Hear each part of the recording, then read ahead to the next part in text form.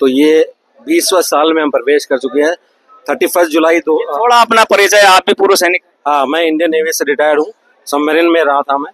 31 जुलाई 2005 को मैंने Indian navy से वीआरएस लेके 15 अगस्त 2005 को इस संस्था की स्थापना की थी, छोटी सी एक जगह से। इसी जगह पर थी या? ये मेरा सुभाष रोड पे था जी, और फिर एक किराए पे छोटी सी जगह से स्टार्ट किया था, धीरे धीरे आगे बढ़ते रहे, सफलता मिलती रही और देखते देखते आज Based on proven legacy of 20 plus years of service by DDA and 14,000 plus selections in various ranks in the armed forces. Large number of DDA alumni also have played their respective roles as part of Operation Sindoor, for which each one of us is very proud of. Bharat and its armed forces have created history unparalleled, unmatched in the history of warfare. Make a list as to what had been the damage which we have inflicted on the terrorist country. It is 9 major terror hubs, 11 airbase hits, more than 140 terrorists exhumed, more than 120 Paki defense personnel exhumed, 8 jets confirmed hit, 1 AWACS, 6 TB2 drones, and minor and major 800 numbers of various drones. And to top it all,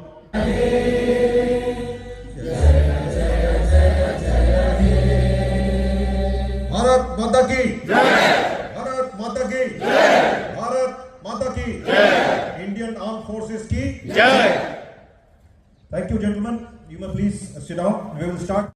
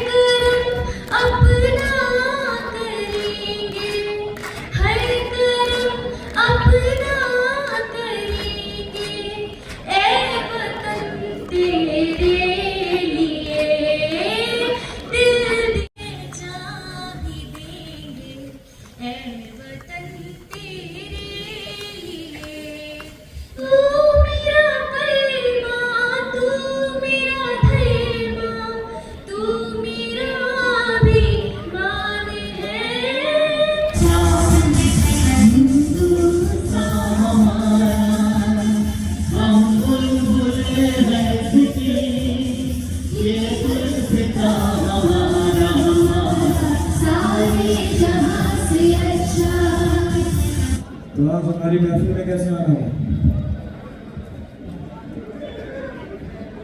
जैसा कि हम और आप देख ही रहे हैं, हमारे पड़ोसी मुल्क हिंदुस्तान की सेना आजकल कुछ ज्यादा ही भड़क रही है।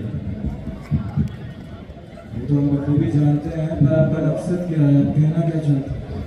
हम चाहते हैं कि आप हमारे पड़ोसी मुल्क हिंदुस्तान में एक ऐसा हमला तैयार करें कि उनकी आने वाली नस्लों की रूहें तक कांप जाए। कश्मीर में पहलगाम का तो नाम सुना ही होगा। साल के इस समय पे बाहरी मुल्कों से कई लोग वहाँ घूमने जाते हैं और कई भारतीय भी वहाँ जाते हैं। हमारा एक टेरर सर्किट वहाँ पे एक्टिव है। आप बोले तो इन काफिरों की गर्दन पे ऐसा वार करे जो इनकी कौम को सालों साल तक याद रहे। बस हमारी आपसे एक दरख्वास्त है कि आप पुंछ के इलाके में एक सेफ हाउस तैयार करा दें जहाँ हमारे ईमान के रखवाले अटैक के बाद ठहर सकेंगे। आपके ईमान की रखवालों की चिंता आप बिल्कुल ना करें। उनकी पूरी जिम्मेदारी पाकिस्तान और पाकिस्तान की फौज के ऊपर है। अल्हम्दुलिल्लाह जनाब, बस अब आप तवज्जो फरमाएं और देखें कि हम हिंदुस्तान का क्या हाल करते हैं। इंशाअल्लाह। खुदा हाफिज़।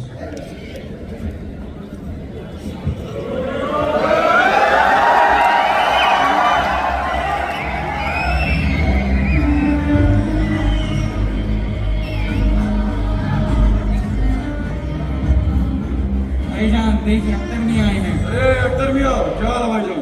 वालेकुम सलाम भाईजान। वालेकुम सलाम, सब खैरियत? अरे वालेकुम सलाम, कैसे हैं भाईजान?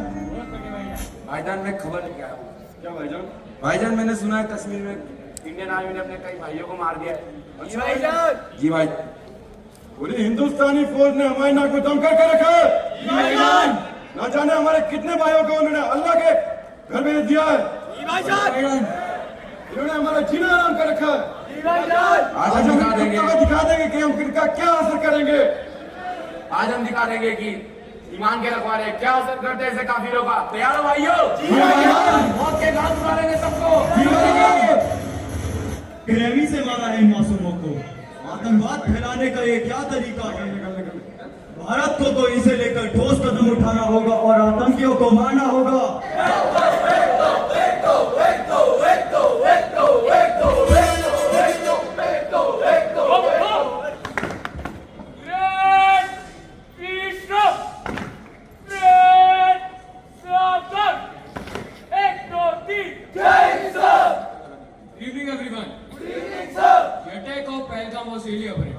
All the people of India started questioning our service and our determination towards our nation.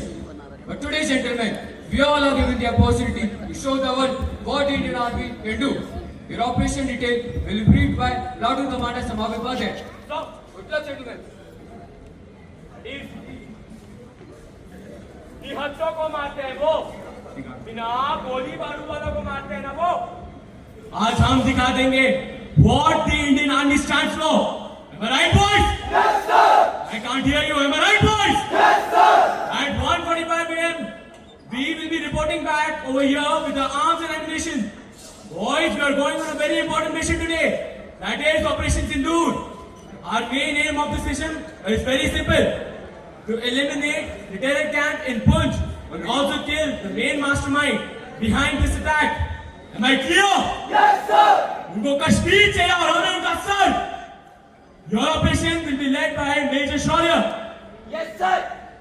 Good luck, boys. On the Josh. Aye, sir.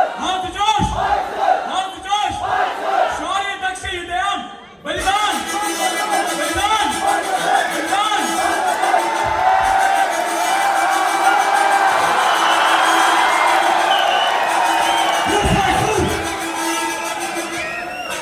भाईजान ये तो सही है, हिंदुस्तान से बड़ा बेवकूफ कोई नहीं है।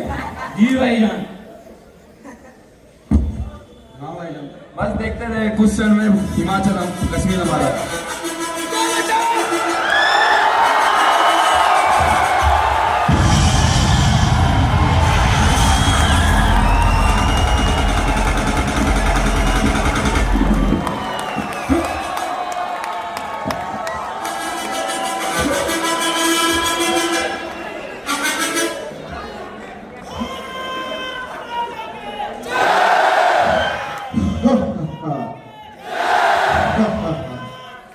आज तुम मुझे मारोगे, पर आने वाले समय में मेरे जैसे मेरे और भाई जन्म लेंगे और तुम सबको मार डालेंगे और हिंदुस्तान को भी पाकिस्तान बना के रहेंगे।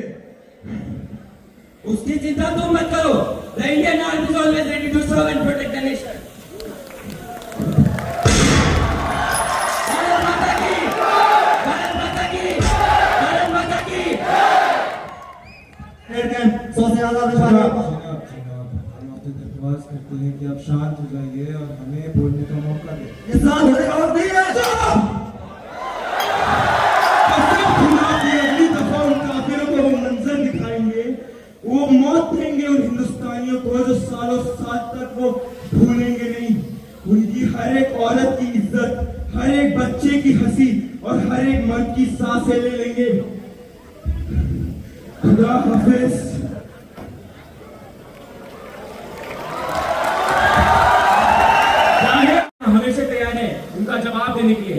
Thank you everyone. That was our skit.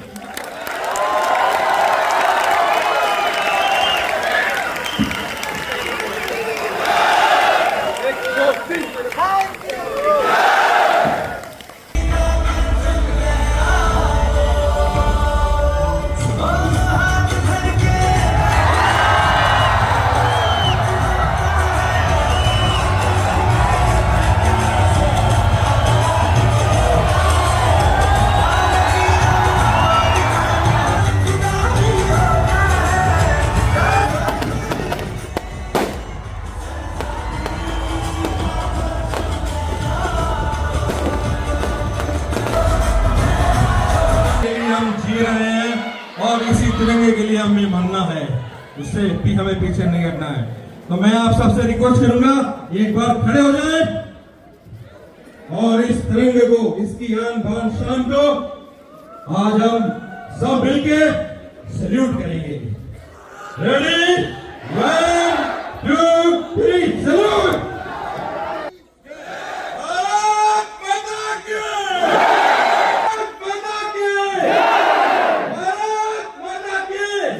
जय हिंद, नमस्कार। मैं हूं के.एस. परिहार, गौरव सेनानी प्रवक्ता। दून डिफेंस एकेडमी में साजधारा रोड पर ये है।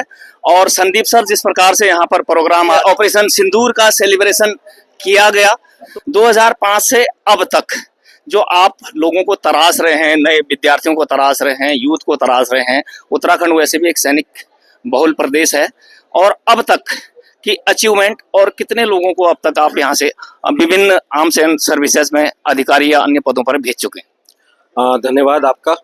आपने देखा होगा कि आज किस तरह से प्रोग्राम रहा। तो ये 20वां साल में हम प्रवेश कर चुके हैं। 31 जुलाई थोड़ा अपना परिचय, आप भी पूर्व सैनिक? हाँ, मैं इंडियन नेवी से रिटायर्ड हूँ।